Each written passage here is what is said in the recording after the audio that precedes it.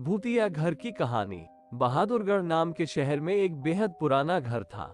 उस घर को सब लोग भूतिया और अपशकुनी कहते थे, क्योंकि जो भी वहां रहने आता उनकी किसी न किसी कारण से मृत्यु हो जाती। इसलिए वो घर खरीदने के लिए कोई भी तैयार नहीं होता था। एक बार विजय नाम के शख्स ने उस घर को बहुत ही सस्ते दाम में खरीद लेता है और अपने बेटे मोनू के साथ सारा सामान लेकर वहां रहने आ जाता है। घर में शिफ्ट होने के एक दो दिन में ही विजय को अपने आसपास अजीबोगरीब घटनाएं घटित होने का एहसास होने लगा। पहले तो वह इसे नजरअंदाज करता रहा, लेकिन जब उसे घर में किसी की मौजूदगी का एहसास होने लगा तो वह सतर्क हो गया। एक दिन मोनू दौड़ता हुआ विजय के पास आया और कहने लगा कि वॉशरूम में पानी अचानक बंद हो गया और उसने वहां सफेद कपड़े में एक औरत को देखा। इतना कहते कहते मोनू अचानक चुप हो गया और विजय की ओर उंगली दिखाते हुए कहने लगा, पापा, वो औरत आपके पीछे खड़ी है। इतना कहकर मोनू डर से चीखने लगा। विजय मोनू को गोद में उठाकर उसी वक्त घर से बाहर निकल गया। मोनू बहुत सहम गया था, तो उसका डर भगाने के लिए विजय ने उसके लिए एक कुत्ता खरीदा और उसे साथ लेकर तीनों घर वापस आ गए।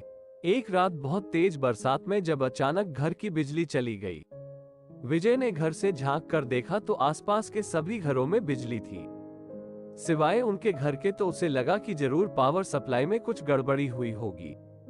इतने में विजय को मोनू के जोर से चिल्लाने की आवाज आती है। विजय दौड़ता हुआ टॉर्च लेकर उसके पास जाता है। मोनू को दोबारा से घर में वह औरत दिखाई देती है। मोनू को सहमा देखकर विजय उसे अपने साथ बिजली ठीक करने के लिए पावर हाउस ले जाता है। उनका कुत्ता भी यहाँ वहां देखते हुए जोर जोर से भौंकने लगता है। विजय को आभास होता है कि कोई उनके पीछे पीछे आ रहा है।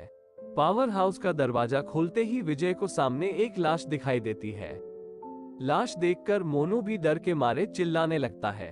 विजय अपने बेटे को लेकर तुरंत दरवाजा खोलकर घर से बाहर भागने की कोशिश करने लगता है। घर से बाहर निकलते हुए अचानक विजय का पांव दरवाजे के पास बनी लकड़ियों की सीढ़ियों में फंस जाता और बहुत कोशिश करने पर भी वो पांव बाहर नहीं निकाल पाता। मोनू अपने पापा को बाहर खींचने की कोशिश करता है, लेकिन काफी प्रयास करने पर भी वो विजय को बाहर नहीं निकाल पाता।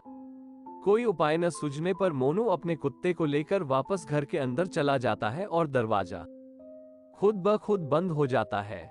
वहां विजय भी करीब 15 मिनट तक मशक्कत करने के बाद अपना पांव बाहर निकालने में सफल हो जाता है।